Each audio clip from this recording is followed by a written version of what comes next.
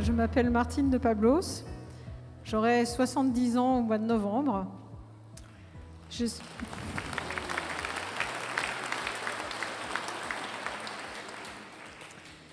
suis née dans une famille catholique non pratiquante. J'ai été baptisée, j'ai fait toutes mes communions et je me suis mariée aussi à l'église et j'ai très vite divorcé. Et puis j'ai laissé tout ça de côté, Jésus et tout le reste. Et je suis partie dans la vie avec beaucoup de blessures. Je cherchais comme une folle l'amour et la reconnaissance. Et cette quête sans fin m'a menée dans une vie vraiment dévoyée. J'ai pris tous les mauvais chemins pendant 40 ans et je suis tombée dans une profonde addiction au sexe et aux hommes pour me faire aimer. Une maman de l'école, je rencontre un jour cette maman au marché qui me dit « Comment ça va ?» Et je dis « Mais c'est la galère. C'est la galère dans tous les domaines. » Alors elle me dit « Je vais prier pour toi. » Bon, si tu veux. Et je la rencontre la semaine d'après. Et elle me dit « Alors ?» Et je lui dis « Écoute, j'ai ressenti quelque chose que j'avais jamais ressenti de ma vie. Une petite caresse, une petite douceur sur mon cœur. Bon, eh bien écoute, si tu veux, je t'invite à une soirée de prière. Ouh là là, mais moi je ne sais pas prier. Non, mais ne t'inquiète pas, voilà. Bon, tu réfléchis. Voilà, je réfléchis et puis finalement je me dis, bon, j'ai rien à perdre. Et comme je ne crains personne ni rien, j'y vais. Mais je l'appelle en la prévenant. Surtout, ne me demande rien parce que je serais très mal à l'aise. Voilà. Donc j'arrive là, il y avait quelques personnes qui étaient là et ils commencent à louer comme on a fait tout à l'heure. Et là, je vois tout le monde avec une banane sur le visage et je me dis, mais oh, waouh, mais moi je voudrais bien avoir une banane comme ça, quoi. Bon, la soirée se déroule et à la fin de la soirée, la personne demande, est-ce que quelqu'un veut recevoir la prière des frères ? Moi, je me cache derrière le canapé et personne ne voulait la prière des frères. Et donc, elle me regarde et elle me dit, est-ce que, Martine, tu voudrais recevoir la prière des frères ? Donc, je commence à la fusiller du regard et je lui dis, mais je ne sais pas ce qu'il faut faire. Donc, elle me dit, mets-toi juste devant Jésus et puis si tu veux nous dire pourquoi tu veux qu'on prie, tu nous le dis, sinon, tu ne nous le dis pas. Alors, je commence à parler du chômage, des problèmes d'argent, voilà, j'étais seule avec mon fils, etc., etc. Et évidemment, je me mets à pleurer parce que ma vie était très douloureuse. Et donc, les frères ont commencé à louer. Donc là, j'ai commencé à ressentir de la joie. Et puis tout d'un coup, je ne suis pas très rugby, mais je vois de temps en temps dans les matchs quelqu'un qui est porté comme ça. Et moi, je me suis sentie mais soulevée d'un seul coup comme ça, avec une force incroyable. Et je me suis vraiment effondrée aussi en larmes. Mais j'étais, au fond de moi, plus forte et plus joyeuse. Voilà. Et puis elle me dit, tu sais, tu peux revenir toutes les semaines si tu veux. Je suis bon, ok, je vais voir. Et puis, je reviens la fois d'après et je dis à tout le monde, oh, mais vous savez ce qui s'est passé ? J'ai reçu 350 € sur mon compte, je ne sais pas d'où ils viennent. La semaine d'après, on m'a proposé du travail. La semaine d'après, etc., etc., etc. Et ça, c'était à peu près au mois de décembre, janvier. Arrivé au mois de mai, elle me dit, je crois que tu es prête pour venir à Paray-le-Monial. Je dis, quoi ?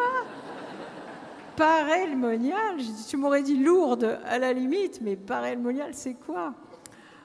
Écoute, c'est comme un pèlerinage, voilà. Il y a beaucoup de monde, voilà, c'est tout, il y a beaucoup de monde. D'accord. J'ai dit, ok, j'y vais. Donc j'y vais, et comme j'ai un peu un tempérament à aller à 300%, donc j'ai vraiment voulu tout faire, tout voir, participer à tout. Et alors juste avant, elle me dit, tu sais, sous la tente, il peut y avoir jusqu'à 6000 personnes, tout le monde les bras en l'air, etc. Et je dis, oh là, ça, c'est pas ça qui va me faire peur. Hein. Non.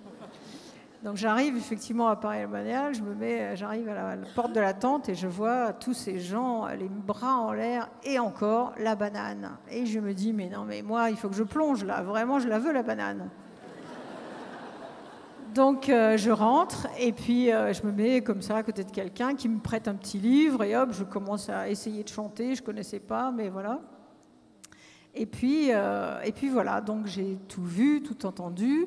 Une chose importante aussi, c'est que les petits jeunes qui faisaient l'animation sur le podium tous les jours, ils nous disaient, vous savez, à Paray-le-Monial, c'est hyper facile. Il n'y a qu'une chose à faire, c'est dire oui à Jésus. Alors moi, Jésus, je ne connaissais pas trop. Et ben, tous les jours, quand j'arrivais, je dis, écoute Jésus, je ne te connais pas, mais je te dis oui. Je ne sais pas pourquoi, mais je te dis oui. Et tous les jours, j'arrivais, je disais oui. Oui.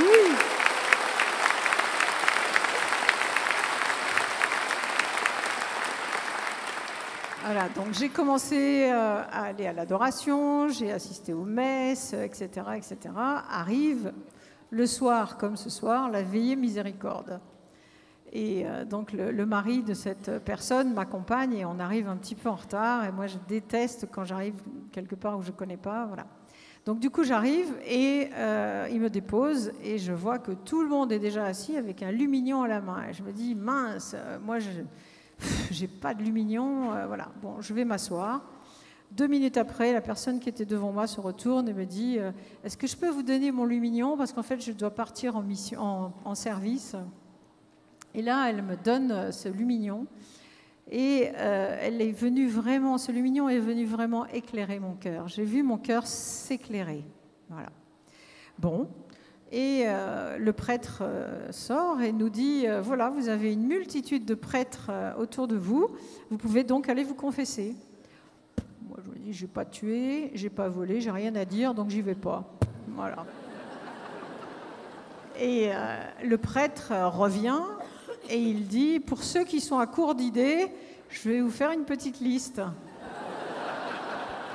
J'ai dit, bon, d'accord. Alors, il commence avec des choses assez soft, comme l'astrologie, la numérologie, le tarot, la voyance. Après, il change de registre et il arrive dans l'adultère, la masturbation, la pornographie, etc., etc., etc. Et moi, j'étais là, bah oui, ça oui, et puis ça oui, ça oui, ça oui, bon, d'accord, ok. Alors, il faut savoir que je suis donc arrivée à Paray-le-Monial avec cette grande addiction aux hommes et au sexe. Et la première fois où j'ai vu passer la procession des prêtres, je les regardais et vraiment, je me disais, waouh, waouh.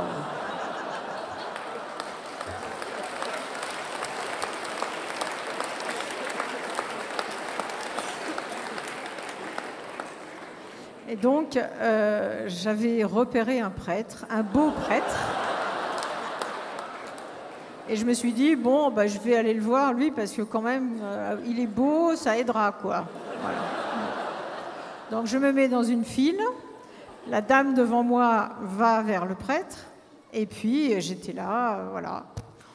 Et tout d'un coup, il y a un petit jeune qui s'approche de moi avec un brassard service. Et il me dit, madame, je suis désolée, mais ce prêtre-là va devoir partir en service, donc il va falloir changer de prêtre.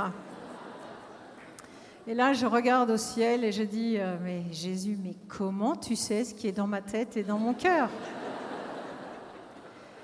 Et là, j'entends un fracas, mais assourdissant, un rideau de fer qui tombe devant moi dans un bruit, mais effrayant. Et je suis libérée de mon addiction, comme ça.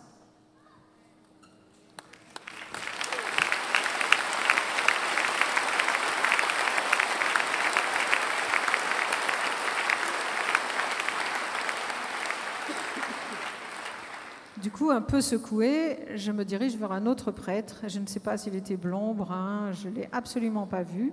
Je me suis assise et je lui ai dit, voilà, est-ce que vous avez entendu la liste des péchés que le prêtre a énoncés? Il m'a dit, je ne suis pas trop là pour écouter les prêtres. Donc, voilà. Et je commence. Je fais la liste. Et je commence à avoir une noirceur en moi, mais une horreur. Et je je commence à me dire, mais ça me dégoûte. Ça me dégoûte vraiment. Je me sens vraiment sale. Et je me mets évidemment à pleurer toutes les larmes de mon corps. Et le prêtre me dit, vous savez, madame, Jésus vous aime tel que vous êtes, là, comme ça, tel que vous êtes. Et je pleure, je pleure, je pleure. Et pourquoi je me suis salie comme ça? Et tout d'un coup, je reçois un océan d'amour qui tombe sur moi et qui lave toute cette noirceur et qui me remplit vraiment d'amour. Voilà. À l'issue de cette confession, je ne savais plus qui j'étais, je ne savais plus où j'habitais. Et voilà, je suis repartie avec le mari de cette amie. Je lui ai dit, surtout ne me demande pas de te parler parce que je ne sais pas où je suis. Voilà. Donc j'étais vraiment transformée par Jésus. Alors j'ai dit à Jésus, voilà, je ferai tout ce que tu me demanderas, tout ce que tu voudras. Puis je lui ai dit, tu sais, j'ai vécu 60 ans sans toi. Maintenant, je voudrais vivre 60 ans avec toi.